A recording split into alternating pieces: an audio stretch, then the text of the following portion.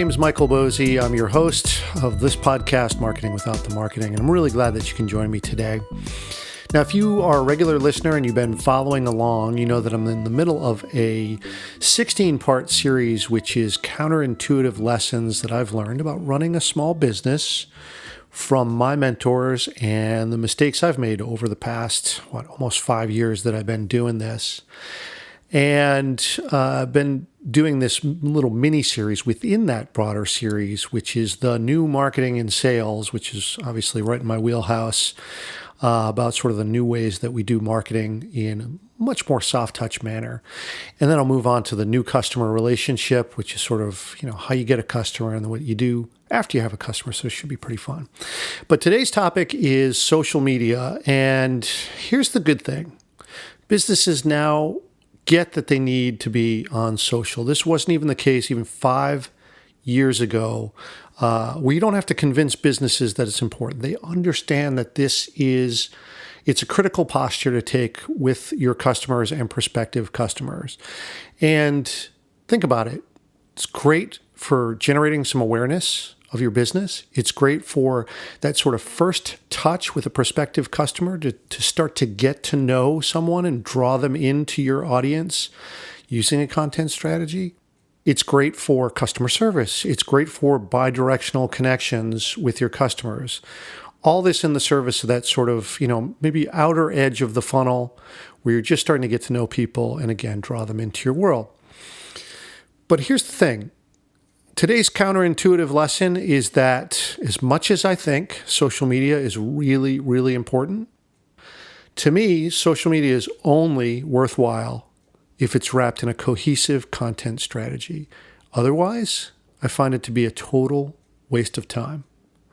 And I'm often surprised at how businesses approach social media with that in mind, right? They think, oh, great, I can promote my business and let's get the word out and all that. And then they go and treat it like it's this broadcast mechanism, right? That they're just pumping out things that are all about me, me, me, me, me.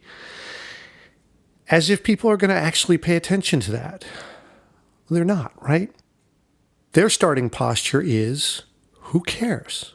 And of course it is, right? There's two reasons for this. One, just think of the sheer amount of information that is passing through your feed at any one time.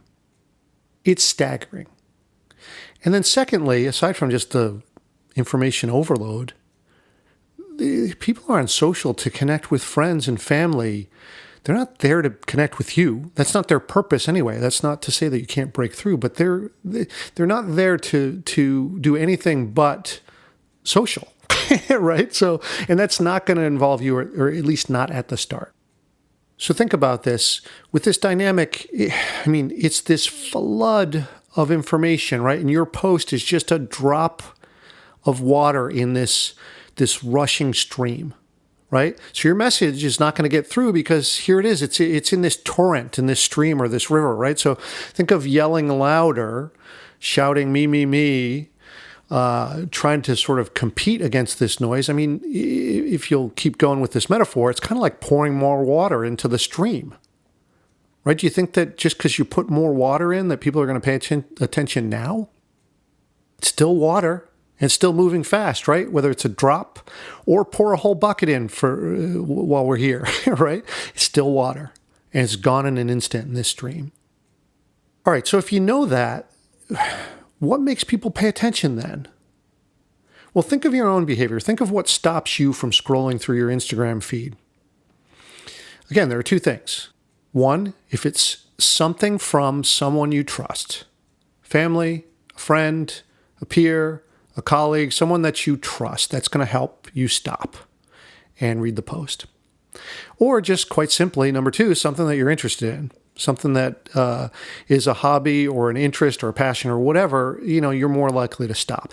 And with each of these two things on their own, that might stop you in your post and you're scrolling through your Facebook feed or Twitter or whatever. You'll notice each of these things on their own. But check this out. If both factors are met, then you're way more likely to actually read it. That makes sense, right? And look, okay, that's great to know, but what do you do with this information though, right?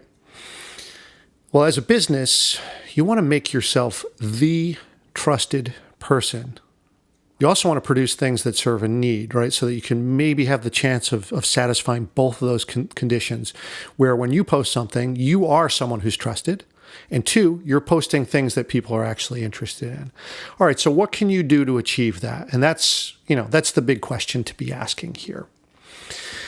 And let me pause for just one moment to tell you that this episode is brought to you by CreateBiz, which is content marketing for creatives. And look, we're talking about social media here. And if you want to get into social media, really get into it, there's a whole unit on social media as what I call your relationship tool set.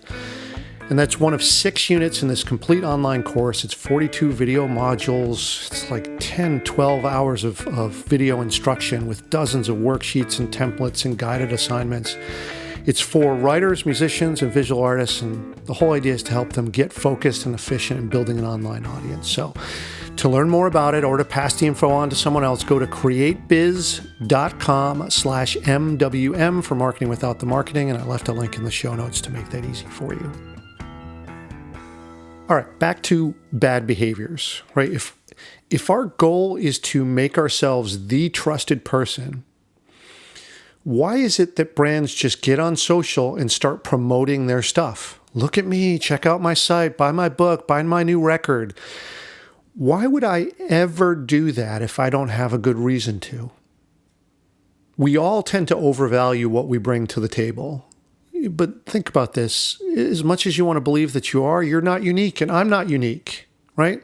For me, think about this. There are hundreds of people who teach content marketing online. So why do you listen to this podcast in particular? Or there are hundreds of books on the topic that you write about. Why do your readers choose you? Or there are hundreds of people who solve the same problem as you solve for your customers. So why do they come to you in particular? And it's not because you just talk about yourself constantly, right? It's because you were the one who provided some value to them, whether that's online or offline, right? You were the one who developed their trust. The process is the same if it's in person with the customer or online. And the way that we behave online should be no different from the way that we behave in person with someone. But here's the key and why we fall into this trap. Because we need results and we need them fast, right? So we try to find shortcuts, right? So if I want the sale, I better ask. And now, right? We're impatient. And social is a way to connect. So we open an account and we start posting stuff. I don't have time. I got to get going. I need results now.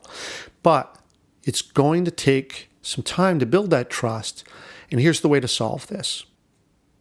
First, you got to realize this and get really patient and consistent in delivering value. Great. And you have to wrap this into a coherent content strategy, and that way your effort will actually be worth it.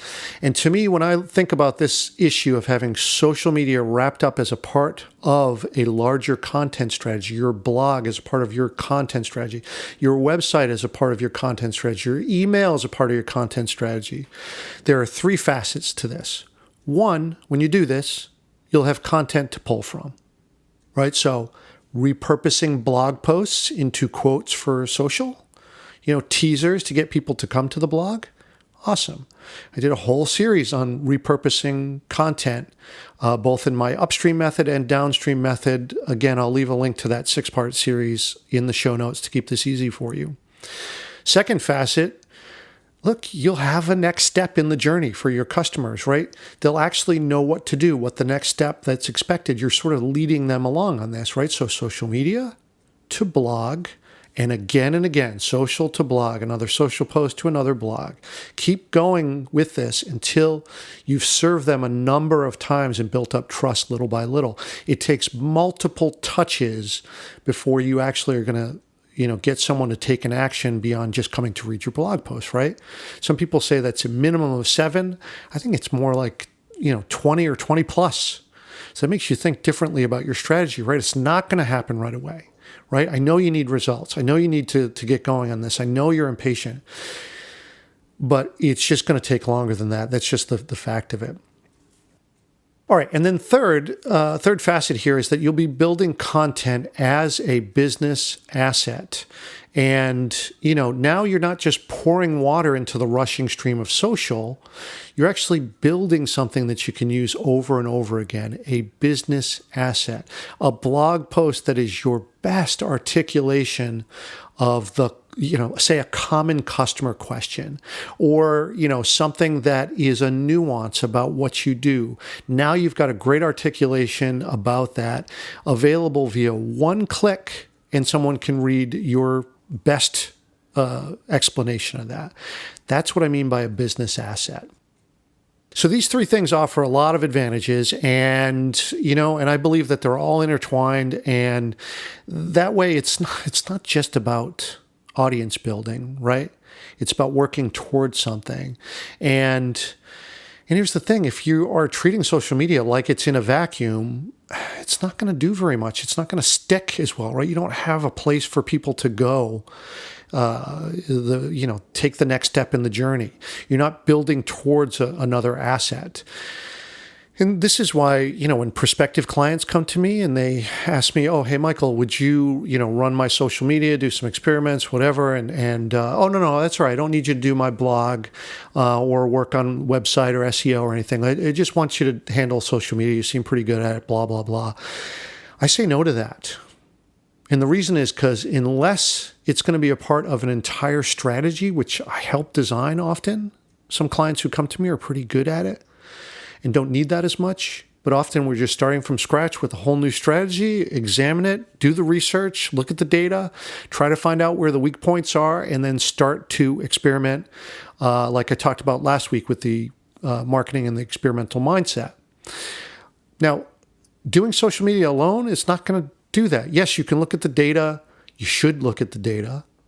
But think about this. You'll just be creating post after post and throwing your efforts away. And then you're going to think, this didn't work. I tried social media and it didn't work. Now, look, that's not to say that you won't build a following on your Facebook page by being entertaining or helpful or whatever. But the fact is, what do you do with that audience, right? If they just live on your Facebook page and they're just people who like your posts, what does that do for you and your business? Maybe you build that up to start and then you intend to sort of cash in on that or leverage that at some point. But, where do they go next? What's your intended outcome for them? And here's the thing, social is not what's going to convert. Email is. And I've said before on this podcast, I teach this to my students in my class. Email as a conversion instrument is 40 times more effective than social media, 40 times. So really the goal should be to move folks down from social at the top end of the funnel through your blog to an email list so that you can start to connect with them, because email is the thing that's actually going to make people take an action. Because let's face it, it's a big sign of trust from your audience to you. You are allowed in my inbox. That's super high level access. But no matter how you look at it, it's just not going to be efficient if all you do is social media. And that's the message that I wanted to get across today. Okay, I think I'll stop there because, like I said at the beginning, this concludes the little mini-series within the larger series called The New Marketing Sales. Next up, the new customer relationship, which is sort of more counterintuitive strategies for what to do, when you're earning a customer and after you earn that customer. So this series will be about how to surpass those customer expectations. And it won't surprise you to hear me say, by treating them like partners and that they're invested in you, because a good customer is invested in you and you are invested in them in return. All right, so I might take a short break from this to cover a couple of things that have been on my mind lately, but I promise I'll hit that new customer relationship very soon. All right, again, thank you for listening. I really appreciate you, and we'll see you next week.